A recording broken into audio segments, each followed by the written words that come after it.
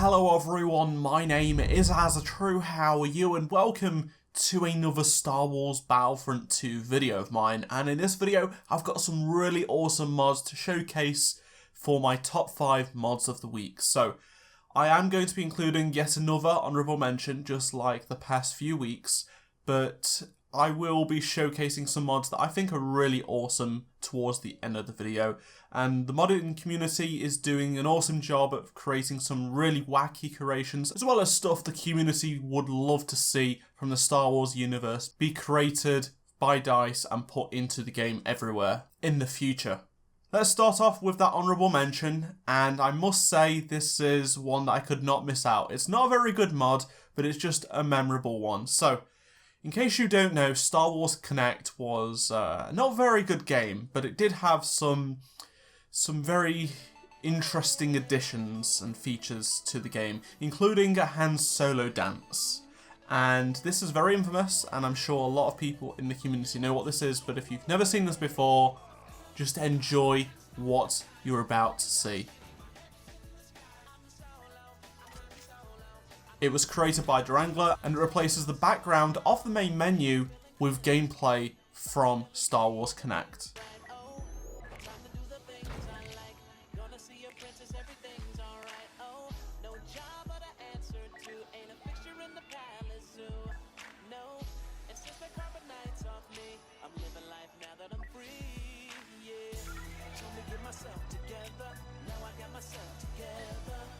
Now let's start the countdown at number 5. So in 5th place this week is a mod coming from AT, and it is Obi-Wan Clone Wars. So what this does, it replaces Luke's skin with a version of Obi-Wan from the Clone Wars. So he's wearing some clone armor, and he's got a nice piece of cloth, and he's got a blue lightsaber that is very memorable for using.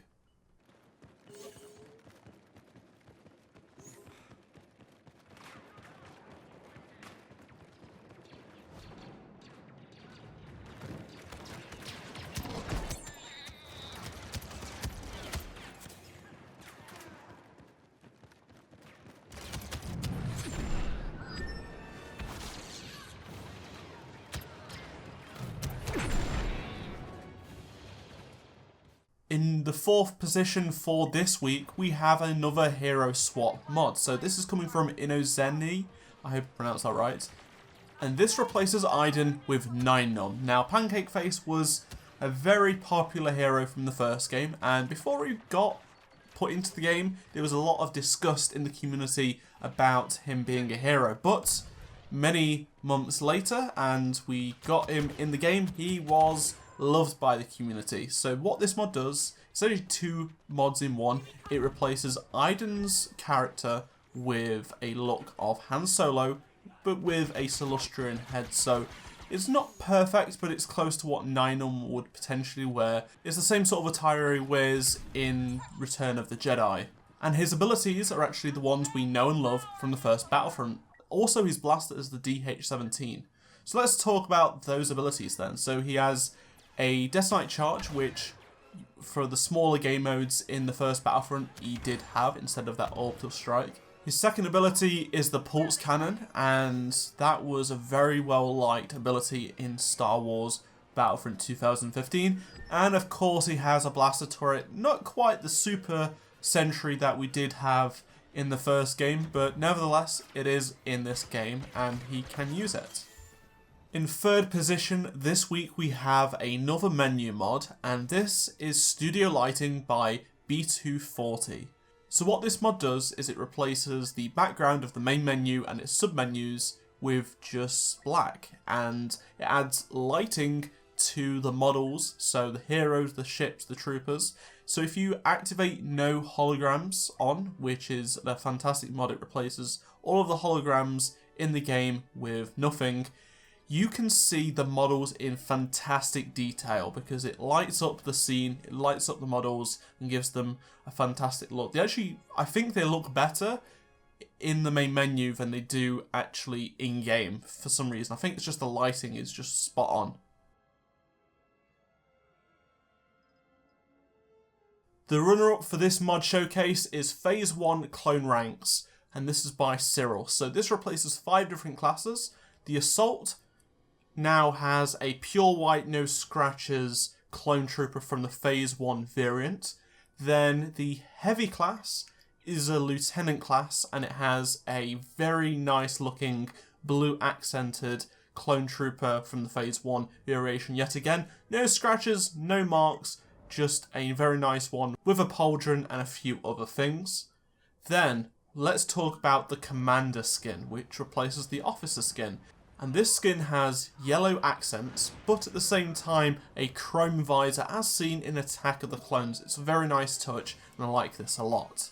Then we have the Captain skin, which is very, very similar, except it doesn't have a chrome visor, and the yellow is with that red we all know and love from the original clones.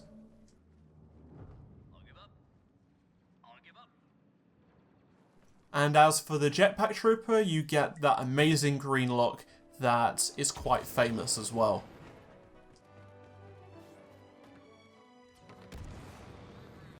And the top mod of this week goes to vehicles in Team Battle, and the creator is Vela. So, what this mod does is if you go into Arcade and play Team Battle, you can spawn in as any ship. This only works for the dark side, unfortunately, so you can't use this in the light side, but you do have access to the light side vehicles, just to let you know.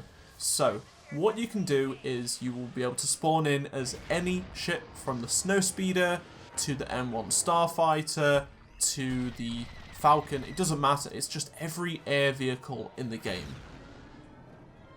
On top of that, it also replaces all of the map boundaries, so you can fly wherever you like to the edge of the map if you want in any of these ships. It's fantastic because it aids exploring if you don't want to use cinematic tools, for example. It's just really, really nice and doesn't restrict your movement in the ship.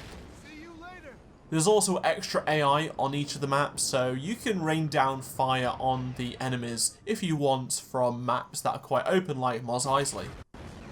There is also a split screen version as well, so if you want to play split screen with this mod enabled, there is a version, so be sure to check that out. It's in the same link as the one down below with this mod. Just like all the other mods, the links for those are down below.